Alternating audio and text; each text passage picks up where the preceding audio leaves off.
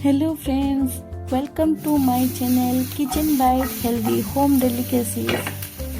आज मु आपण मानको देखिबी हेल्दी सोया पनीर बा टोफू केमिति सहजरे घरे बनै जाई पारे बाया बहुत टेस्टी और प्रोटीन रिच हेल्दी फूड केमिति बनैथिली चलंतु आसी देखिनेबा। सोयाबीन मंजी को 6 ରୁ 7 घंटा पानी रे भिगे की रखि देथि और तापर एमिति हाथ रे मसले की तार चोपा गुड़ाक बाहर करदेली। तापर ताकू ग्राइंडर कर नहीं ढेर सारा पानी भी देकी ताकू ग्राइंडर कर नेबे और तापर से गुड़ाक टिके छाणी देबे जेहेतु कि तार फाइबरटा बाहर कसला परे क्षीर ऑटोमेटिक तल को खसी आसीबो और से क्षीरटारू मु टोफू पनीर बनैथिली। ए फाइबरटा भी चाहिए आपण माने इस्तेमाल करके रुटी रे खाई नहीं पारिबे।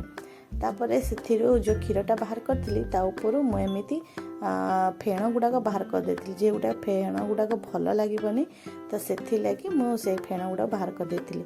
आ आधा ग्लास पानी रे ना छोटो हाफ कप भी पानी नहीं पारिबे सेथिरे 2 ରୁ 3 चम्मच विनेगार दे देथिली। आ क्षीरटा टिके फुटी आसला परे मु एमिति विनेगार देकी क्षीरटा को छिड़े देथिली। आ तापरे देखि पारथिबे केमिति मो ताको गरम रु ठंडा पानी एमिति करिकी बाहर कर देले जेमिति आमे नॉर्मली घरे क्षीर छेड़ांती एमिति करि परिबे। आ मात्र 40 मिनिट पई ही आको मु बांधी के एमिति रखिथिली जेहेतु कि बहुत बढ़िया मोर पनीर बनी की रेडी। आ एथिरे क्षीरटा फुटी गला परे जीरा धनिया आउ जुआणी ता सहित चिली पाउडर टिके कस्तूरी मेथी एमिति देकी ही मु टोफू पनीरटा बनैथिली।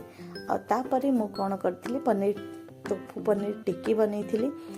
दही रे हल्का बेसन हल्दी गुंड लंका गुंड जीरा गुंड धनिया पाउडर आ टिके मटन मसला देकी मु एपटे टोफू पनीर देखंतु केमिति टिक्की बनै नेली।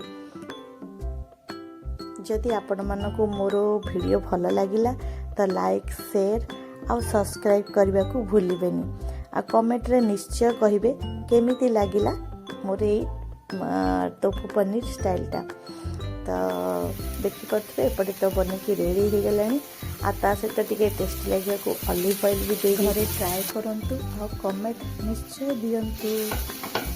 देखिले ना केते सहज रे घरे टोफू पनीर बना जाए।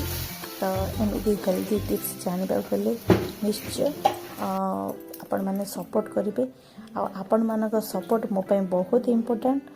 तो धन्यवाद आपण माने मो वीडियो टी को देखुती पारु। तो पुणी निश्चय देखा आउ गोटे वीडियो रे रहिली। जय जगन्नाथ।